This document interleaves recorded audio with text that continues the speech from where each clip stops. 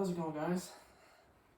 So, Daytona just finished over the weekend. Crazy racing. We'll start with it's gonna be kind of like recapping. We're gonna be doing this like every week, recapping the Xfinity and Cup Series. Trucks take too much time off, so we figured we're not gonna. We watch Truck Series. We might make a couple comments on the Truck Series, Craftsman Truck Series, but we're not going to really go into Craftsman Truck Series. But gonna be talking about Xfinity and Cup every week, following the playoffs, the rivalries, the storylines, kind of just our comments on it, our reactions to everything that we watched from the weekend, being really big race fans. So Daytona just finished up this weekend. We'll start with the Xfinity race. Great race. They were wild from the start. It was really Allgaier and Austin Hill though. Austin Hill, well, let's be honest, Super Speedway king. I'm already gonna call him that. He won Daytona last year. He basically led or almost should have won just about every other Super Speedway race there was. He came from the back, I think, 2-3 times Saturday. With damage, no radio, with radio. I mean, he could just do whatever he wanted in that car, and it showed. He got lucky a couple times. He had that one late block on Allgaier. Allgaier cut him a break, could have put him in the fence. So, but overall, yeah, Austin Hill just dominated. Junior Motorsports looked good till they took each other out. So we'll see. But I think Junior has said before that it's every man for himself at the end.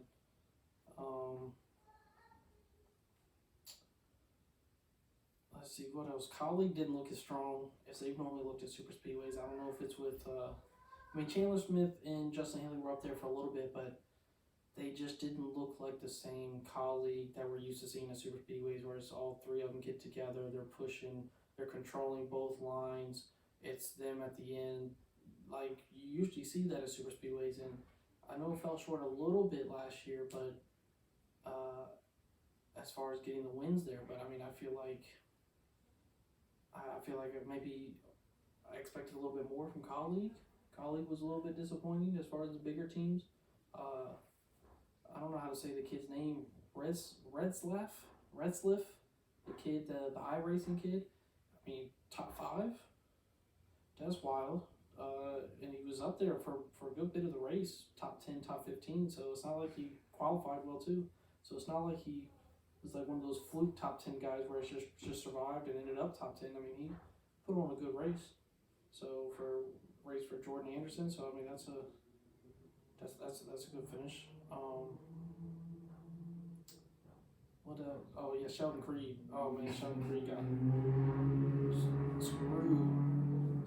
Who was it that hit him? Was it Barry? Who was it? It was Kligerman. Kligerman, that's right. It was Kligerman. Yeah, Kligerman. I shout out Kligerman full time. That's gonna be hype. I thought he had a really good chance or something. But yeah, Kenny Kligerman, man. That's and then Kligerman got into it with someone else too, right? Who else he got into it towards the end of the race? Jeffrey Earnhardt. Mm-hmm. That's right. Yeah, he that was late on. That was on Kligerman. Kligerman was trying to make a move and trying to take it back, and you can't do that. Once you make the move, and then screw Jeffrey Earnhardt. Jeffrey Earnhardt was having a great day for that team and took him out the race basically. So yeah, so I saw they had some words in the garage after the race. So Parker already full-time back, first race in, not making any friends. So we'll see what happens with that. But Sheldon Creed, also the RCR cars have been fast, but Austin Hills just seemed to be a little faster everywhere. So I thought I was impressed with Sheldon Creed till he got dumped. He was up there, but it seems like he just can't quite get that finish. Which is going to be interesting this year in Xfinity because, I mean, obviously Noah Ty's gone, Allmendinger's gone.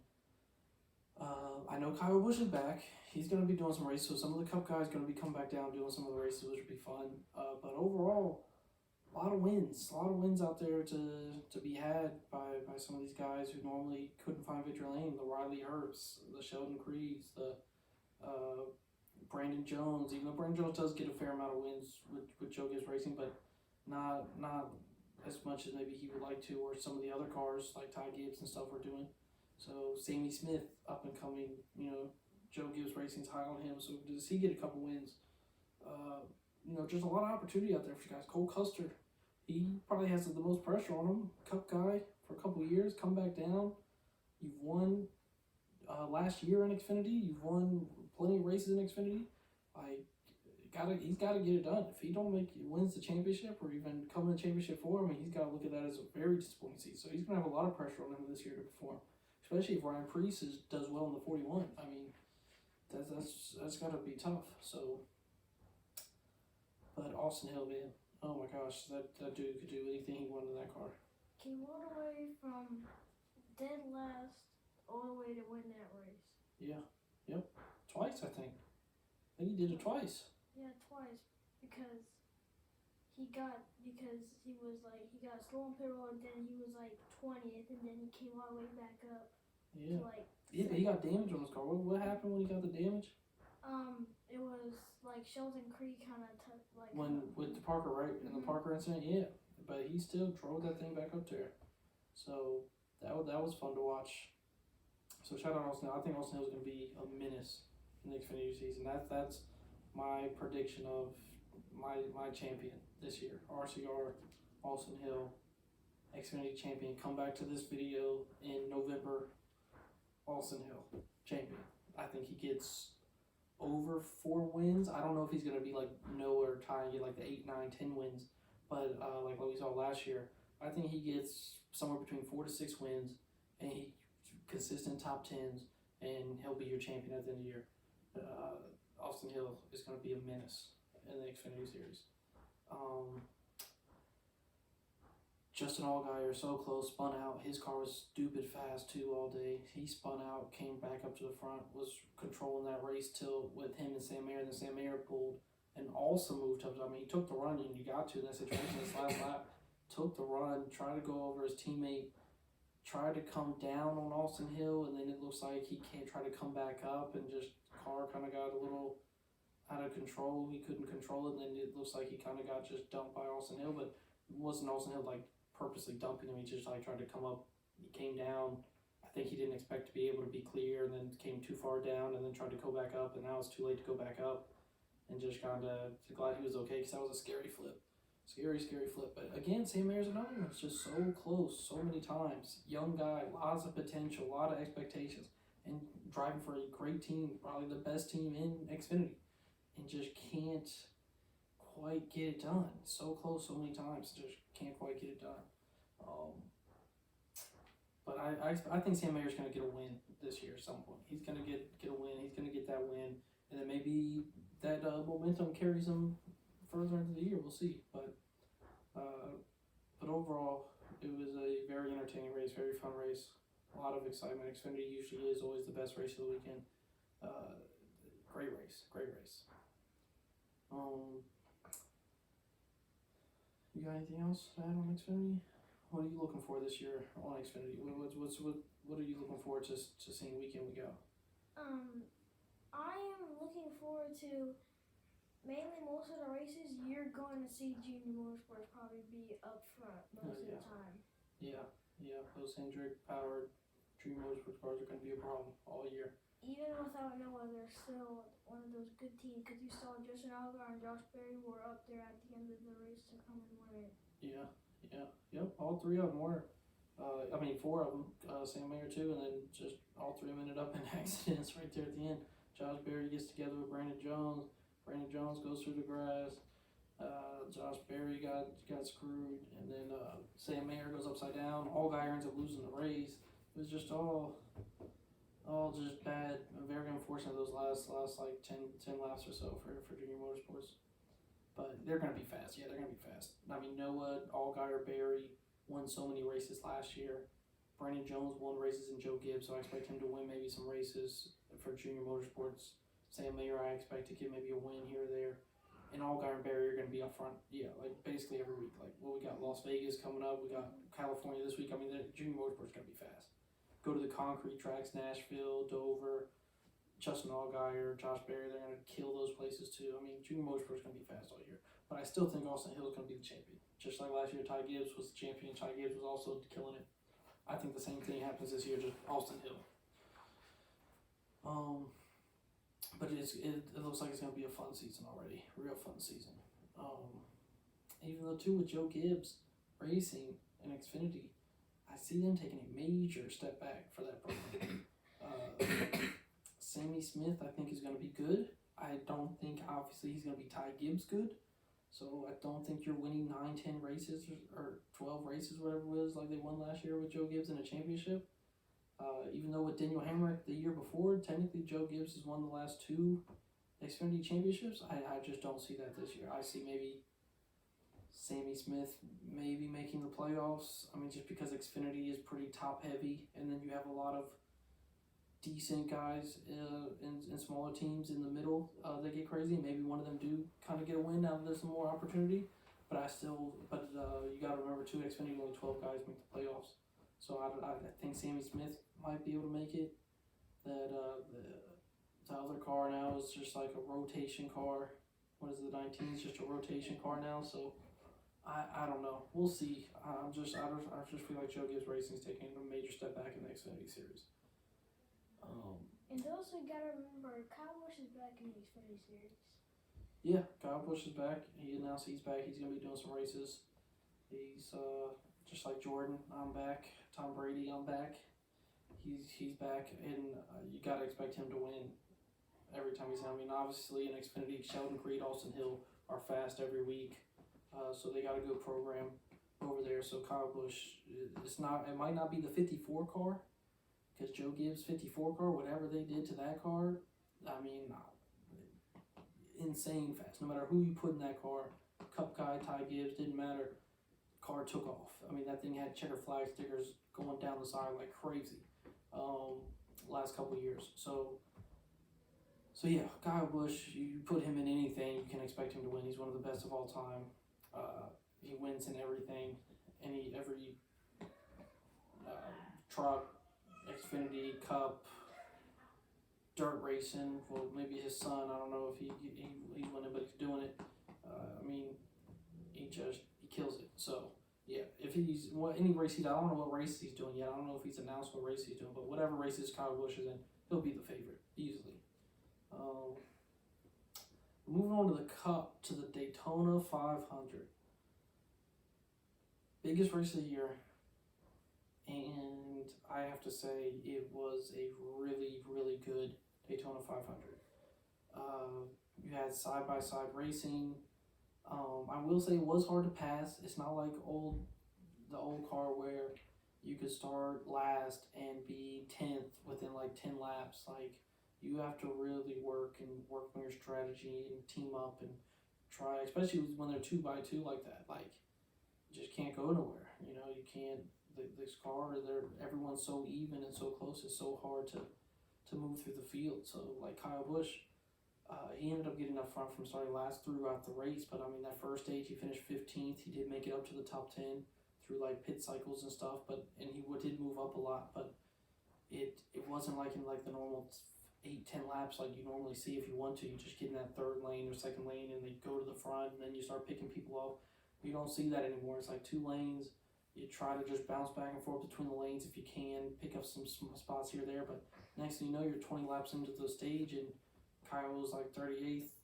You know, Denny or Jimmy was back there too, and then they're in the 20s, but like they moved up some spots. They moved up quite a bit, but still nowhere near that top 10 that they won. So that was a little different, but overall, I think it was a good race. It was pretty tame, besides Reddick, which was a scary hit.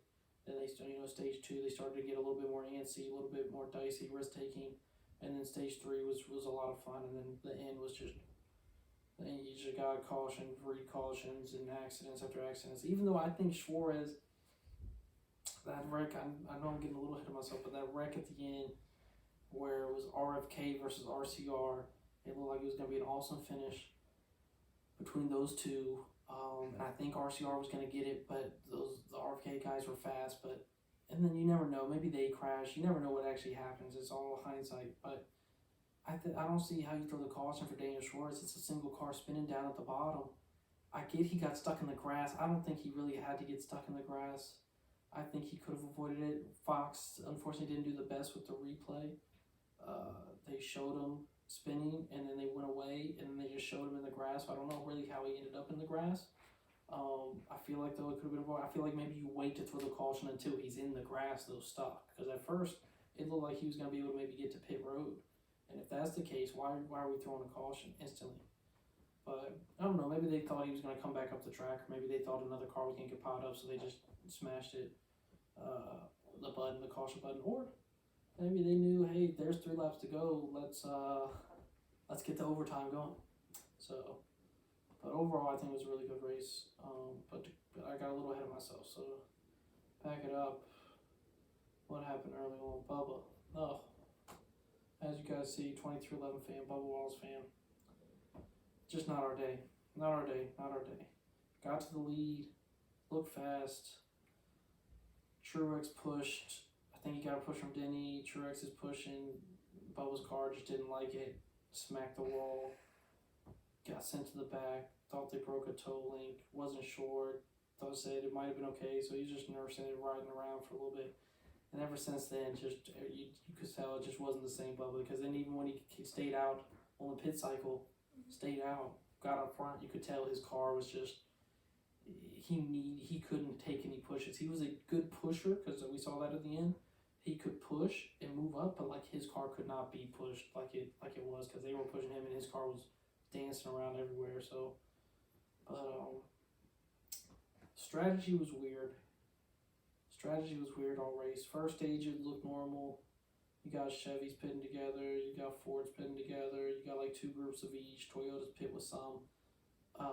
Seemed all pretty standard, but then, was it stage 2 or stage 3, where it was like packs of 5 were pitting, like a pack of 5 would pit, then it was stage 3, right? Yeah. Yeah, a pack of 5 would pit, then another pack of 4 or 5 would pit, then like a pack of 3 would pit, then there was like that one big group of like 10, 15, and then everyone else was like little packs of 5. It was really strange. I don't remember seeing that in like recent years. It was everyone kind of all together. Chevy split in 2 groups. Fords kind of come in one group, and then Toyotas kind of pick a Chevy group to try to pit with sometimes. So that was weird. But it set up to RFK RCR, because then everyone was kind of split up a little bit, and you had like the one pack of like 12. And then like a couple seconds back, you had like a group of 5, and then like a couple seconds behind them, you had like a group of 6. So it was really going to be, I think, a really fun finish until Daniel Suarez spun out in the grass. So, but overall, I think it was a good race. Good race. What about you? I have 3 words. Ricky Stenhouse, playoffs. Yeah. Wins the Daytona 500, gets it done. He's in the playoffs. He still might not make the playoffs, because last year we had 18 different winners. But I have a feeling that we're going to have less than 16 winners. So I think Ricky Stenhouse makes the playoffs. Yeah. I think Ricky's in the playoffs. I think he's booked out. I don't think last year happens either. I think Ricky Stenhouse just made the playoffs. I mean, he won the Daytona 500. Congratulations to them. Congratulations to that team. First African American owner to win a Daytona 500. That's awesome. But yeah, it's gonna put more pressure on these guys to get these wins. That's what I do like about the format. I know a lot of people talk about the format, stage racing, the winning you're in. It should be the old Winston Cup style. Look, I have no problem with these guys going at it 5 laps to go at the end of every stage, because they're trying to get these points. And I like that wins matter. Like, you could win a race in the old style. I don't know, whoever wins a race at Dover, cool, awesome. As a fan, you're happy, good race, good for that team, good payday, good everything. But if you had a couple bad runs in the beginning of the year, I mean, your season's over. As a fan, you're just rooting for a win here or there. But I mean, your season's still practically over. It was only you couldn't make up that many points. You had to be running consistently top 5, top 10s all year. A couple bad races and you're done. And I get that some people like that, because then it's like the top of the top. Like, you're the most consistent, you deserve the championship. So I get that argument. To me, though, watching, I mean, I guess I just love chaos. I guess you could just say that. I love the format. I mean, it just breeds chaos. The walk-off wins. Christopher Bell had 2 walk-off wins last year in the playoffs. the Charlotte road course, and then Martinsville. Everyone talks about Ross's move at Martinsville. Also, move. People forget that Bell was winning that race, and if Bell's not leading that race, Ross doesn't even have to make that move to get into the playoffs because then Bell's not in.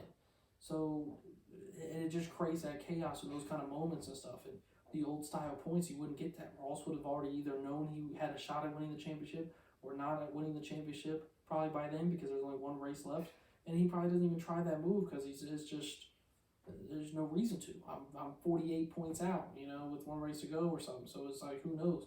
So I do like the format because it gets those chaos, those crazy moments. The playoffs are wild. So many things happened last year. We had non-playoff guys winning, putting more pressure on the playoff guys. And it just makes it exciting. I mean, you had Martin Truex and Ryan Blaney fighting for their lives at the end of last year because they didn't have wins. And you had people like Cindric with wins. And Austin Dillon snuck in and got that win at the last second. And Kurt got the win, but had to take out because of the injury, which got Blaney in. So Blaney should be lucky he was even in the playoffs last year. I mean, you have some guys that you just didn't expect to win, get some wins, and then it created chaos. Daniel Suarez gets his first win. Trackhouse comes out of nowhere and gets some wins, and now they're both in. So it was it's just fun to watch, fun to see. So I kind of like the format. So now that Ricky's in the playoffs, I mean, that's awesome. That's awesome for those small teams, especially with this car. If this car does what NASCAR says it does and brings the smaller teams closer to the top teams, and then these smaller teams can get in the playoffs and win Daytona 500s or win some of these races and get the funding and more money coming in for the team to help them. And then, owner playoff points, driver playoff points, you get more money at the end of the year based on where you finish in points, and now he's guaranteed to finish at least 16th. So, and last year, what they finished? 20 or something? 19th, 20 or something like that. So it's like now they're going to make so much more money this year, and it just helps that team get even better and more competitive. And that's what I do like. So hopefully that happens with the car. So we'll see. But going to Fontana, I think now we're going to start seeing Daytona, of course, is a crapshoot. It's not the best guys are always up there. Logano, Hamlin, Bubba, Stenhouse, Brad. The best guys at super speedways are always up there at super speedways. But there is still that factor to where something happens, late caution, the good guys crash, something else happens, like McDowell a couple years ago, leaders crash, you happen to be edging out Chase Elliott in third or fourth or whatever it was and ended up winning the race. So even though McDowell is a good super speedway racer, sometimes those things happen. So you can have a little bit of luck on your side to get those wins. So if you're in it, you can win. I mean, Travis Pastrana had a 11th place finish, and if he doesn't crash at the end, he might very well have a top 10. And that just shows too how crazy of a chance of a lifetime that is for him. Everything he's done in his lifetime, how big of a moment that was, and then to finish 11th is wild. Like, that's crazy. Never been in a car before, cup car. Obviously, he's been in cars before. And then to finish 11th is wild. I mean, he was the best 23-11 finisher, right? Christopher Bell was the best Toyota. And then, what was Travis Pastrana the second best? Where did he finish? Like 17th? Truex was 15th. Bubba was 20th. Ty Gibbs was like 25th. Reddick was like last. So Travis Pastrana was the second best Toyota just behind Christopher Bell. I mean, that's crazy. So that was really cool. Jimmy was fast. Jimmy could look like he could come back full time. Jimmy was up there. I thought Jimmy was going to win the thing for a second. He was up there top 10, top 15 all day. He was making moves at the end there. I was like, oh man, is Jimmy actually about to win Daytona 500? He looked fast. I'm sure he might be up in that 10, 12, 13 race. He might be jumping up to 20, 30. Maybe he comes back full time next year. That'd be crazy. But no, I think it was a great start to the season.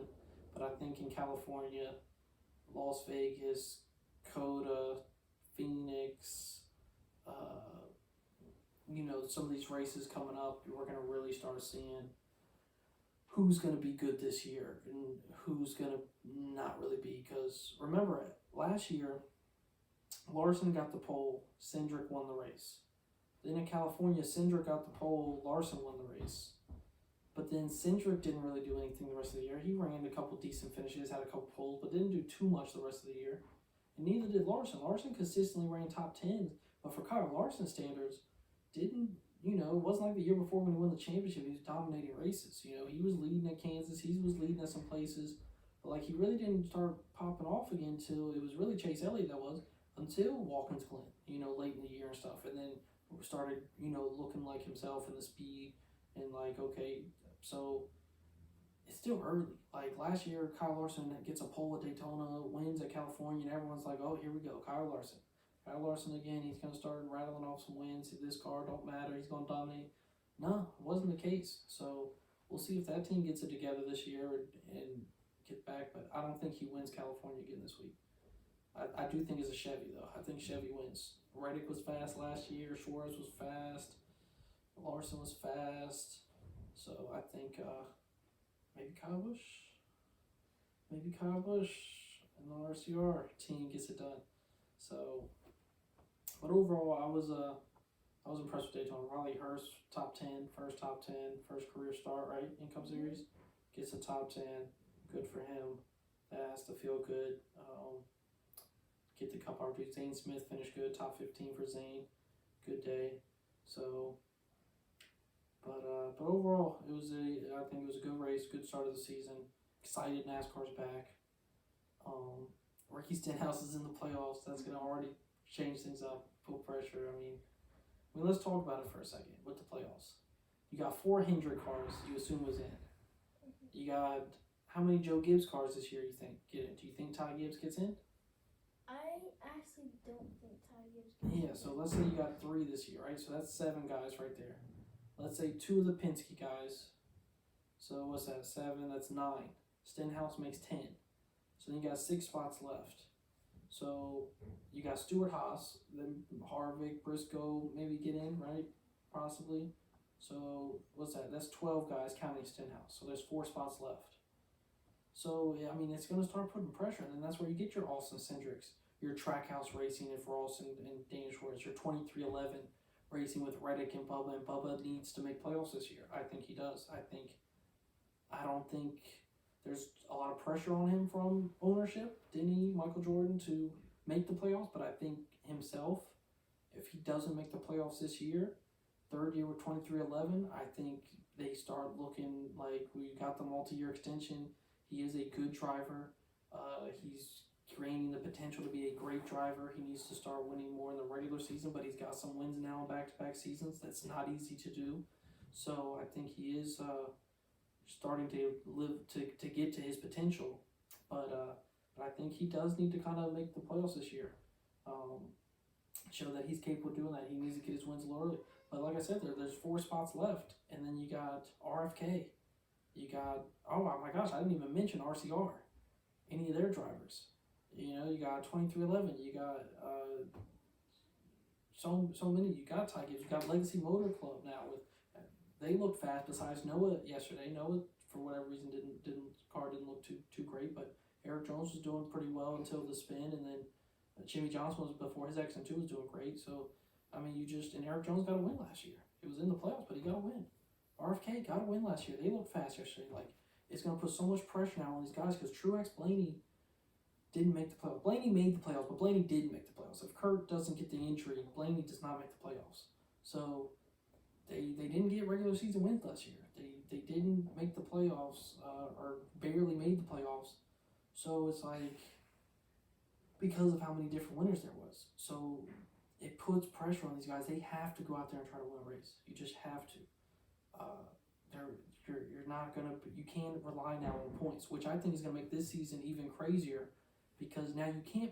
You have to go for these stage points to get playoff points. You have to try and get as many points as you can and try to go for these wins because you don't know if points are even gonna matter.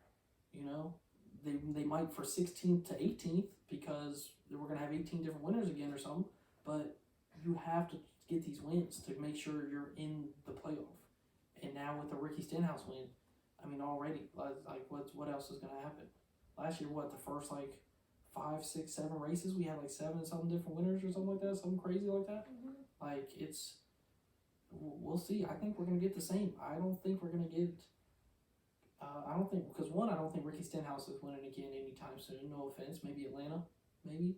actually, but I think California, somebody wins. I think Las Vegas, obviously, somebody else wins. I don't think you'll see back to back. I mean, you got Phoenix, Coda. I think you're just gonna see different winners. You got Colleague Racing, Allmendinger. He wins one road course. That changes everything. Now you got he wins Coda. And now you got Stenhouse and Allmendinger in the playoffs with maybe Larson, something like it's just gonna be a wild year. So looking forward to it. Playoffs are gonna be crazy. Stenhouse already throws a wrench in the playoffs. Week 1, that's what I love about NASCAR. Week 1, already a wrench thrown in the playoffs for Ricky Stenhouse. What other sport can you watch in the first week of the season? There's already playoffs on people's minds. Football, week 1, you lose, you win. Everyone's like, oh, you got a long year. It's a long year. People go up and down. Basketball, they play 82 games. Baseball, they play like way too many games. Don't matter. What loss here or there doesn't matter till towards more at the end of the year. Then you want to put together wins. NASCAR, Ricky Stenhouse already throws a curveball into the playoffs. Guy that's not supposed to be there on paper. No one has him in the playoffs coming into the year. Now he's there. One spot taken already. Boom, gone. Now, and it just puts pressure on these guys. It's awesome to watch. No sport like NASCAR. There's no sport like NASCAR. There's nothing like how we were yesterday watching Daytona. There's nothing like standing up, smacking your leg, talking about, come on, Bubba, come on, Kyle, chanting your favorite driver's name, and like hoping they get to win. There's no better feeling than that. No other sport, I don't think, gives you really that. Like, it's awesome. So, looking forward to the season. What about you? What are you looking forward to? I'm looking forward to see how Kyle Busch can do in the 8 car. Yeah, I think he's going to do well. I think he's going to do well at RCR. I think Chevys were fast last year. Chevys are fast this year. RCR was fast last year. I mean, Austin Dillon got a win. Reddick got 3 wins. That's 4 wins as an organization. It's that same team over there. And now, to me, Reddick is a really talented driver, up-and-coming driver, but Kyle Busch is Kyle Busch, and now you're putting him with that team in that car. I think the expectations are championship. Like, that's his expectations. I know that. I know it's going to be learning a new team, new stuff, but he looked fast at Daytona. He looked fast at the Clash. Las Vegas is one of his better tracks coming up. California, Reddick last year in the 8 car was doing great until he got a flat. So, because remember last year at the beginning of the year, they had NASCAR had that tire problem with the new tire. Everyone was just getting these tires and stuff. So, I think that's kind of been fixed. So, that 8 car is going to be fast. I mean, it just is. He's going to be fast all year, everywhere they go, I think. I don't think he's going to struggle. I mean, last year in the 18, he was fast. Beginning of the season, he had a lot of top 10s, a lot of top 5s, second, third place finishes. Got the Bristol Dirt win, even though you could say it was a fluke win. He got the win as a win. And then towards the middle of the season in the summer, I mean, he just had engine problems, accidents, slow cars, broken cars. Ever since we know now, but he knew he wasn't coming back to Joe Gibbs. Once he knew he wasn't coming back to Joe Gibbs, it just seemed like his season plummeted. So, I mean, it just is what Pocono could have been a win, let it slip out of his hands, and then was caught cheating anyway. Even though I don't really think it was cheating, got caught cheating anyway. Nashville, just dumb pit strategy, caused him that race. So, Darlington, I mean, let's all be real. He had Darlington last year until the engine blew up. I mean, so that's unfortunate. So, it wasn't all Kyle Busch last year, but now I think this year, he's letting people remember I'm still here. So, I think he'll be fine. I think RFK takes a step up. They look fast. Unless they're cheating again. Last year they were cheating. Unless they get caught cheating again. But we had a lot of guys get caught cheating last year. I wonder if we get any other penalties like that this year. They find anyone else trying to mess with these parts and pieces and stuff. So it should be interesting. And the short track package. I know they've done some testing with stuff. So I wonder when we get to Martinsville what it's going to look like. Because last year the Martinsville spring race was worst race probably of the year last year. I mean, that race was boring. So hopefully they fix that. But yeah, no, looking forward to the season, and can't wait till California this week. Yeah. No. Okay. All right, guys. Thanks. We'll see you guys next week.